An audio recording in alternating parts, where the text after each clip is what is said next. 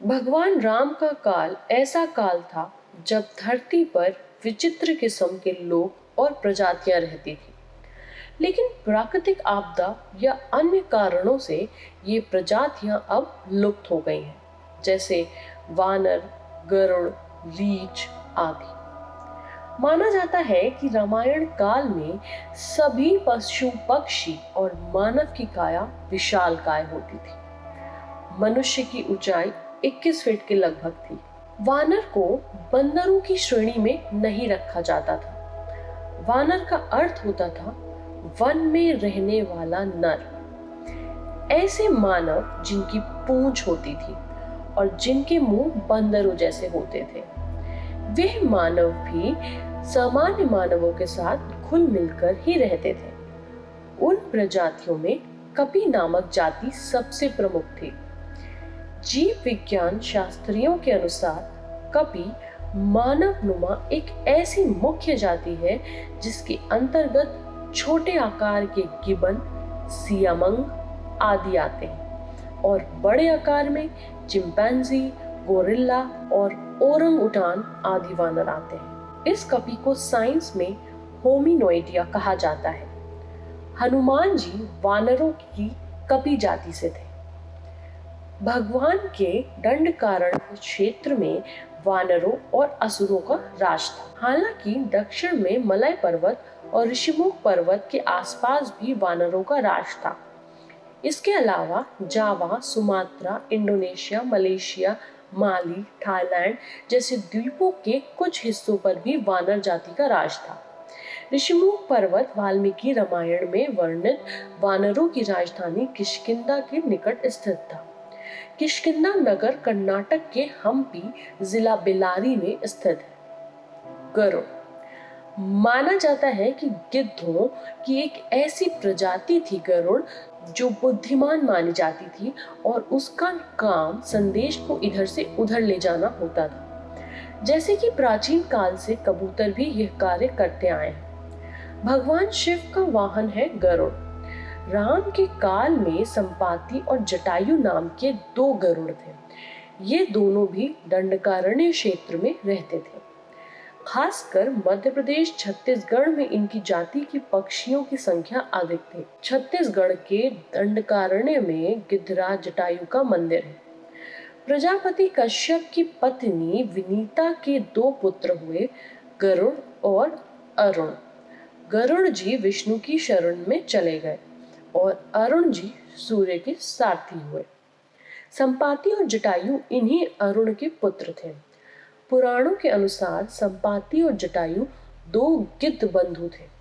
संपाति बड़ा था और जटायु छोटा। ये दोनों विंध्याचल पर्वत की तलहटी में रहने वाले निशाकर ऋषि की सेवा करते थे। रीछ रामायण काल में रीछनुमा मानव भी होते थे। जाम्बवन जी इसका उदाहरण है। भालू या रीछ उर्सिडे परिवार का एक स्तनधारी जानवर है। हालांकि इसकी अब सिर्फ 8 जातियां ही शेष बची हैं। संस्कृत में भालू को रीछ कहते हैं। निश्चित ही अब जाम्बवन की जाति लुप्त हो गई है। हालांकि यह शोध का विषय है। जाम्बवन को आज रीछ की संज्ञा दी जाती है, लेकिन वे एक राजा होने के साथ साथ इंजीनियर भी थे। समुद्र के तटों पर वे एक मचान को निर्मित करने की तकनीक जानते थे, जहां यंत्र लगाकर समुद्री मार्गों और पदार्थों का ज्ञान प्राप्त किया जा सकता था। मान्यता यह है कि उन्होंने एक ऐसे यंत्र का निर्माण किया था जो सभी तरह के विषैले परमाणुओं को निगल जाता था। माना जाता है कि वर्तमान के रीछ या भालू इन्हीं के वंशज हैं। जाम्बवन की उम्र बहुत लंबी थी। 5000 वर्ष बाद उन्होंने श्री कृष्ण के साथ एक गुफा में समयंतक मणि के लिए युद्ध किया था। जाम्बवन की बेटी के साथ कृष्ण ने विवाह किया था। भारत में जम्मू कश्मीर में जाम्बवन गुफा मंदिर है। काकभुशंडी लोमश ऋषि के शाप के चलते काकभुशंडी कौवा बन गए थे। लोमश ऋषि ने शाप से मुक्त होने के लिए उन्हें राम मंत्र और इच्छा मृत्यु का वरदान दिया। कौवे के रूप में ही उन्होंने अपना संपूर्ण जीवन व्यतीत किया।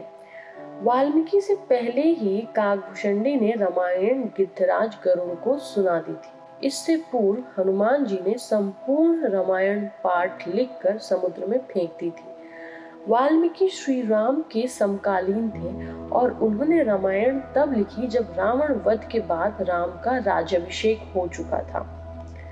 जब रावण के पुत्र मेघनाद ने श्री राम से युद्ध करते हुए श्री राम को नागपाश में बांध दिया था, तब देवऋषि नारद के कहने पर गिद्धराज गरुड़ ने नागपाश के समस्त नागों को खाकर श्री राम को नागपाश के बंधन से मुक्त कर दिया था। भगवान राम के इस तरह नागपाश में बंध जाने पर श्री राम के भगवान होने पर गरुड़ को संदेह हो गया। गरुड़ का संदेह दूर करने के लिए देवऋषि नारद उन्हें ब्रह्मा जी के पास भेज देते हैं। ब्रह्मा जी उनको शंकर जी के पास भेज देते हैं। भगवान शंकर ने भी गरुड़ को उनका संदेह मिटाने के लिए काकभूषणी के पास भेज दिया। अंत में काकभूषणी जी ने राम के चरित्र की पवित्र कथा सुनाकर गरुड़ के संदेह को दूर किया। रामायण काल के मायावी लोग। रामायण काल में ऐसे कई मायावी असुर, दानव, वानर और राक्षस थे जो आश्चर्यजनक रूप से शक्तिशाली थे, जैसे माल्यवान, सुमाली, माली, रावण, कालनेमी, सुबाहु, मारीच, कुंभकर्ण, कंबद, विराट, अहिरावण, खर और दूषण, मेघनाद, मय दानव, बाली आदि।